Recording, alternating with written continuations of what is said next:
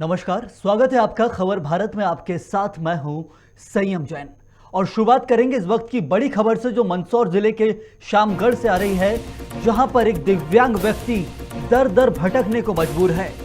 भूखमरी और गरीबी के ऐसे दौर में आखिर जो शासन उसका साथ नहीं दे रहा है, लोकल प्रशासन उसके साथ उसकी मदद नहीं करना चाहता और एक व्यक्ति अपने 5 बच्चों के साथ गरीबी के इस दौर में, भूखमरी के इस दौर में दर दर भटक रहा है।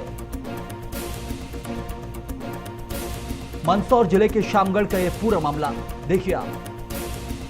धंधे है नहीं सर, तो कैसे पालन करें? आपकी पत्नी मेरी पत्नी को शांत कब हुई शाम?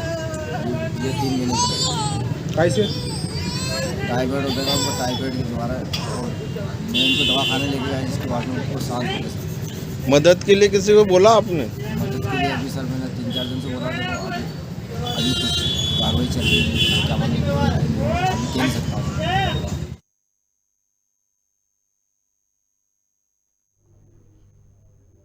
मंदसौर जिले के शामगढ़ में पूरा मामला, जहां एक दिव्यांग भूखमरी के इस दौर में गरीबी के साथ जूझ रहा है।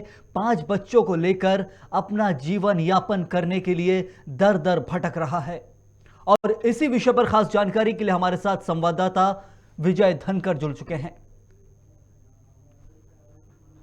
राहुल, आखिर ये पूरा का पूरा मामला जो कि मंदसौर जिले के शामगढ़ का है, जहां एक दिव्यांग की ऐसी हालत हो गई है। राहुल जी, मैं आपको बता दूं कि मंदसौर जिले के शामगढ़ नगर परिषद में आए दिन देखने में आता है कि कई गरीब व्यक्ति परेशान होता है, उनका काम समय पे नहीं होता है। ऐसा एक मामला देखने में आया है कि एक दिव्यांग व्यक्ति जो कि ट्रेन में सामान बेचकर अपना जीवन यापन कर रहा था, उसकी कोरोना काल में उसकी पत्नी की भी मौत हो जाना और 5 बच्चे को लेके कैसे अपना जीवन यापन करे। शासन की योजना का उसे समय पे लाभ नहीं मिल पाना, कई योजना ऐसी जो उसे समय पे नहीं मिल पा रही है। ना तो उसके पास प्रधानमंत्री आवास है, ना ही उसके पास कुछ भी नहीं है। वो किराए के मकान में रहता था, आज उसे किराएदार द्वारा किराए ने चुकाने पे घर से बाहर निकाल दिया गया, उसका सामान सब फेंक दिया गया है।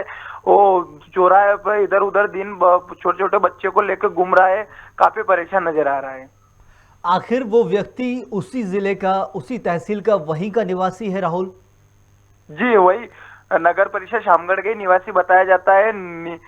राम खिलवान उसका नाम है। 5 छोटे छोटे बच्चे हैं उसके, और उसकी पत्नी की थोड़े दिन पहले मौत हो गई थी। बेहद ही दर्दनाक है ये मामला। यही हालात भुखमरी को आगमी देते हैं, मतलब भुखमरी को जो शुरुआत है वो इसी दौर से होती है। ऐसे ही व्यक्ति कल तड़प तड़प के यदि मर गया तो वो जो नगर परिषद में सुनवाई नहीं कर रहे हैं सीएमओ, वही जिम्मेदार होंगे। राहुल जी, मेरे सीएमओ साहब से संपर्क हुआ तो उन्होंने बताया कि आपके द्वारा मेरे संज्ञान में मामला आया, कल सोमवार को उसे योजना शाखा में बुलाकर उसको योजना का लाभ दिलाया जाएगा। और हमने राम खिलान दिव्यांग व्यक्ति से संपर्क किया तो उन्होंने बताया कि मैं 3-4 दिन से दर दर भटक रहा हूँ, कोई मेरी सहायता के लिए सामने नहीं आ रहा है। क्या ये पहले भी जो दिव्यांग व्यक्ति है वो पहले भी जाकर नगर परिषद में मिल चुके हैं?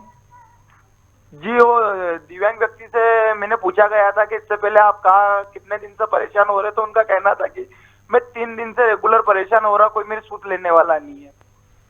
उन्होंने कहीं पहले अर्जी दी क्या किसी को लेकर? क्योंकि बड़ी कागजी कार्रवाई की हम बात नहीं करेंगे, लेकिन मतलब किसी से जाकर मिले क्या, कोई अधिकारियों से?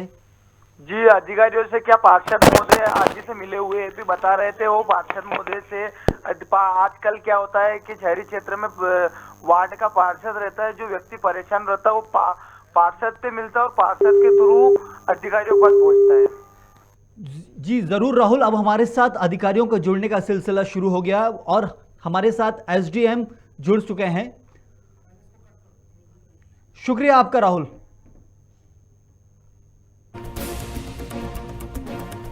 ये पूरा का पूरा मामला मंदसौर जिले के शामगढ़ का है, जहां एक दिव्यांग व्यक्ति अपने 5 बच्चों के साथ दर दर भटक रहा है भुखमरी के इस दौर में। कोरोना काल में जहां कई समाजसेवी संगठन आगे आके आपको खाना उपलब्ध कराते हैं, लोगों की मदद कर रहे हैं, कपड़े उपलब्ध कराते हैं, और ऐसे में एक व्यक्ति आज भी दर दर भटक रहा है। और इसी विषय पर हमें खास जानकारी के लिए हमारे साथ अधिकारी एसडीएम जुड़ चुके हैं, रविंद्र सिंह परमार जी। रविंद्र सिंह जी, ये आपके तहसील के अंदर का पूरा मामला है, जहां पर एक व्यक्ति 5 बच्चों के साथ भूखमरी के लिए भटक रहा है, भूखमरी से। जी, ये अभी मामला संज्ञान में आया है। जैसा कि इसमें बताया गया है कि दिव्यांग हैं और उनके जो वाइफ उनकी डेथ हो चुकी कोरोना से। जी। उसमें गवर्नमेंट की कई स्कीम्स हैं। जैसे कि एक तो कोविड में अगर उनकी डेथ हुई है कोविड से, तो उसमें भी जो अनुग्रह राशि है 50,000 रुपीज उसका भी भुगतान होना है। और जो अगर दिव्यांग हैं तो उसके दिव्यांग पेंशन, साथ में अगर उनका सेक डाटा जो होता है जो 2011 के हिसाब से सर्वे में अगर उनका प्रधानमंत्री सूची में नाम होगा, तो उसमें भी उनको उनका भी आवास योजना का भी उनको लाभ मिलना है। तो ये सब अभी संज्ञान में आया है। तो मैंने जो संबंधित सीएमओ है नगर परिषद के, जी। उनको मैंने निर्देशित इसमें कर दिया है कि तुरंत इसमें जो वस्तु स्थिति का जायजा लेके जो जो भी शासन की जितनी भी योजनाएं हैं उनका लाभ इनको मिले, ये सुनिश्चित किया जाएगा। एसडीएम साहब, लेकिन ये एक मामला है, मैंने ऐसे पहले भी मामले देखे हैं कि ये लोग होते हैं, इनके पास ना कोई कागज होता है, ना ही किसी तरह की कोई कार्रवाई करने लायक इनके पास कागजात है। सीएमओ की यदि बात करूं, मैं इस मामले से हटके भी यदि बात करूं, सीएमओ साहब ये बोल देते हैं कागज अभी नहीं है तो मैं आपको किसी योजना का लाभ नहीं दे सकता। तो ऐसे व्यक्ति जो आज के इस दौर में भटक रहे हैं, इनको हम किसी प्रकार का लाभ नहीं दे सकते क्या? देखिए, चूंकि गवर्नमेंट स्कीम्स होती तो उसकी एलिजिबल होने के लिए कई कई उसकी शर्तें होती है, तो वो खैर कागज से उसकी प्रूव होती है। लेकिन जब ऐसे कोई केसेस होते हैं तो फिर हम थोड़े अपने पक्ष से भी, मतलब शासन की तरफ से थोड़ी सब आगे रह के भी हम शायद उनके डॉक्यूमेंट्स बनवा देंगे, इस तरह भी हो जाता है। आते हैं कई तरह के केसेस, कई बार लोग जागरूक नहीं होते हैं, परिस्थिति ऐसी होती है कि उनके पास दस्तावेज नहीं होते फिर उसमें। लेकिन हमारी तरफ से निर्देश भी है और हमारा भी हमेशा ये मत रहा है कि अगर इस तरह के लोग हों तो शासन ही उनकी तरफ से सारी कार्रवाई करके जो भी फॉर्मेलिटीज हो पूरी करें और इसमें लाभ दिलवाएं, ये हमारी प्राथमिकता रहती है। रविंद्र सिंह जी, लेकिन एक चीज और है कि ये तो एक मामला था, उसी तहसील के अंदर हो सकता कई और मामले भी हों जो आपके संज्ञान में या हमारे तक नहीं पहुंच पा रहे होंगे, उनको देखने के लिए प्रशासन को आगे जाना होगा। रविंद्र सिंह जी जी जी, ये चूंकि ये तो एक सतत प्रक्रिया है। जब भी कोई सर्वे होता है तो पूरी उसमें कोशिश रहती है कि कोई भी उसमें पात्र आदमी ना छूटे, लेकिन कई कारणों से कई बार हो सकता है, संभावनाएं पूरी हैं, तो वो समाज के लोगों से, जनप्रतिनिधियों से, पत्रकारों से, अन्य माध्यम से जैसे ही पता चलता है तो वो भी जो कमी रह जाती है वो भी पूरी करने की पूरी कोशिश रहती है। रोजगार और आवास को लेकर क्या ये सुनिश्चित किया जा सकता है कि उसको उपलब्ध सुविधाएं पूरी मिल जाएंगी? जो भी जो भी शासन की हितग्राही मूलक योजनाओं में जो उसको बेनिफिट जिनमें मिलना है वो तो पूरा मिल ही जाएगा। और रोजगार भी अगर इस तरह का कहीं से हो सकेगा कि जैसे किसी सेल्फ हेल्प ग्रुप के माध्यम से या दूसरे किसी अन्य किसी तरीके से किसी स्वरोजगार की योजना में अगर हम उसको समायोजित कर सके तो वो पूरी हम कोशिश करेंगे। जरूर रविंद्र सिंह जी, हम चाहेंगे कि इन्हें जल्द से जल्द इनका लाभ मिल जाए। एक दिव्यांग है, ये सामान्य पुरुष भी नहीं है कि दिव्यांग है, 5 बच्चों को पालना है। बहुत शुक्रिया आपका। जी जी, थैंक। मंदसौर जिले के शामगढ़ का ये पूरा मामला, जहां पर एक दिव्यांग अपने 5 बच्चों के साथ दर दर भटक रहा है। भुखमरी के इस दौर में, गरीबी के इस दौर में लालन पालन कैसे होगा अपने परिवार का, इसको सोच के वो हैरान परेशान है। और उसी को लेकर हम लगातार अधिकारियों से और अपने संवाददाता से बात कर रहे हैं।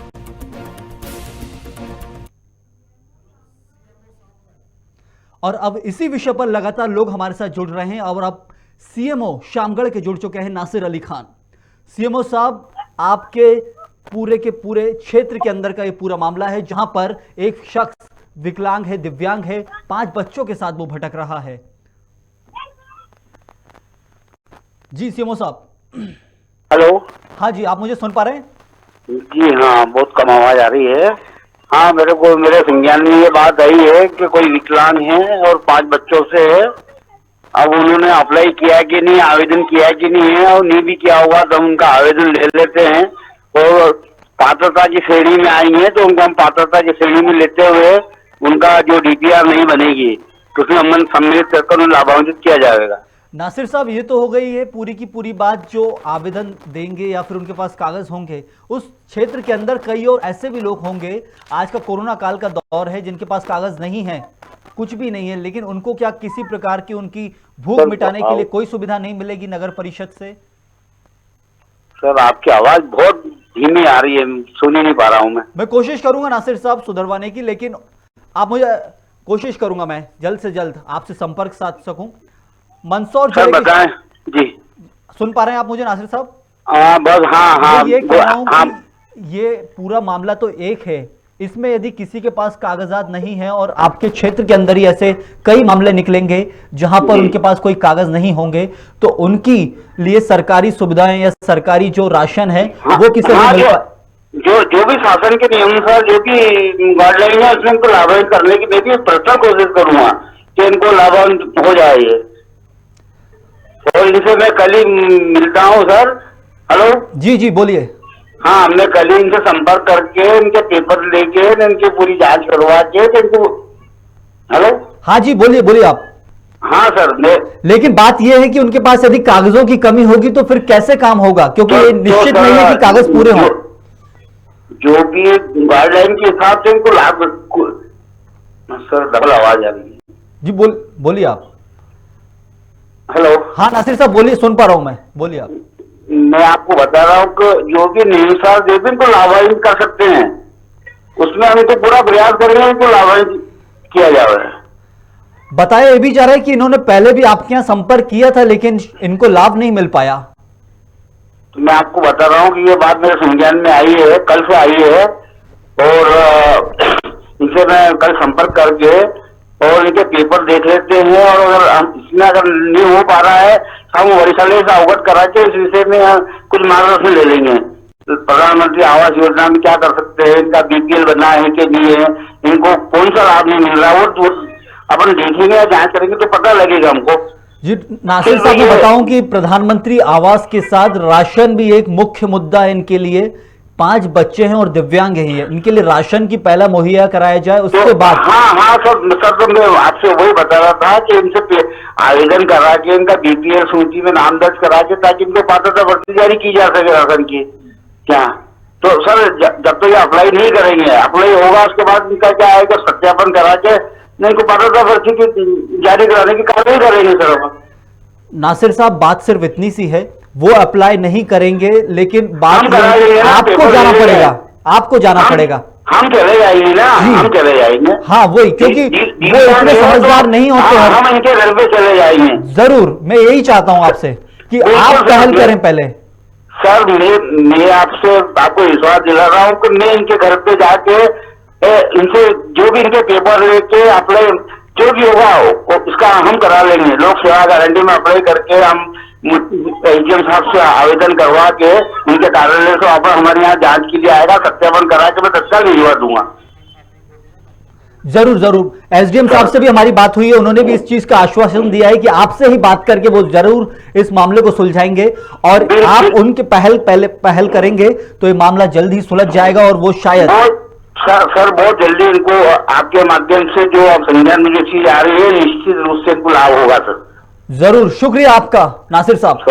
सर धन्यवाद। ऐसे कई मामले न सिर्फ मंदसौर जिले की शामगढ़ तहसील में बल्कि मध्य प्रदेश के अंदर कई नगरीय निकाय क्षेत्रों में या ग्रामीण क्षेत्रों में भरे हुए हैं जहां पर लोग भूखमरी से तड़प रहे हैं। उनके पास ना कोई कागज है, ना ही किसी प्रकार का कोई दस्तावेज है कि वो आपके पास ले जाएं, लेकिन प्रशासन इंतजार करता है कि जब तक कागज नहीं आएगा हम कार्रवाई नहीं कराएंगे। यहां उम्मीदें बदलनी होंगी, शासन को बदलना होगा, उनके नरम दिल के साथ आगे आएंगे तब जाके एक काम बनेंगे। शुक्रिया आपका। इस बुलेटिन में इस खबर में फिलहाल के लिए इतना ही। खबरों का सिलसिला खबर भारत पर लगातार जारी है, आप बने रहिए खबर भारत के साथ।